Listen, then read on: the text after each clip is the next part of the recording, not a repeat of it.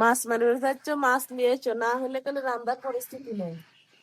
খুব সকালে উঠছি, এত সকালে বউ রান্না করে নাই। মেলা থেকে ঝুড়ি এনে সেই ঝুড়ি সকালে খাচ্ছি। কি করব, খিদার খুব মনে করে জাল নিয়ে আসলাম, জাল নিয়ে এসে এখন নামাবো।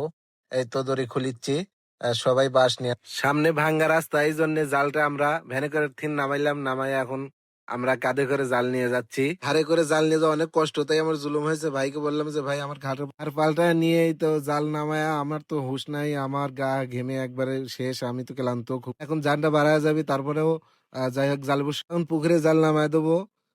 জাল নামায় দিয়ে মাছ ধরবো। সবাই আছে, আমিও জাল নামা, অনেক বড় পুকুর, তাই জালটা সব এক জায়গা করে নিয়ে টেনে নিয়ে যাবো একা একাই। মানুষ কম, তাই জালটা তো অনেক কষ্ট হচ্ছে। আছে 5 জন মানুষ, কিন্তু ছোট ছোট মানুষ, অনেক জঙ্গল, অথচ খাজুরের কাটা। কিন্তু কি করব, তারপরেও গরিব মানুষ, জাল তো টানাই লাগবি, মাছ তো মারাই লাগবি, জাল টেনেই খাওয়া লাগবি। লাগে বেশি, অথচ মানুষ কম, এখন কি করব, একাই পুকুর, সবাই 2 জন মিলে গোড়া টানে, আমি একাই টানিচ্ছি গোড়া, সেই কষ্ট হচ্ছে। পুরা হাতটা তো আমার লাল হয়ে গেছে, 2 হাতে লাল হয়ে গেছে। তারপরে মাছ টেংরা অনেক পায়ে কাটা দিছে। তারপরে কি করব, এখন তো জালটা টানাই লাগবে, তাছাড়া তো উপায় নাই। মানুষ অল্প হলে কি হবে, মাছ তো মরে যাচ্ছে। এই যে ভাইটা দেখতেছেন, আমার ভাইটা অনেক কামিলা, সে 2 জনের কাম একাই করে, ওই জন্য লোক আমরা কম নিয়েছি।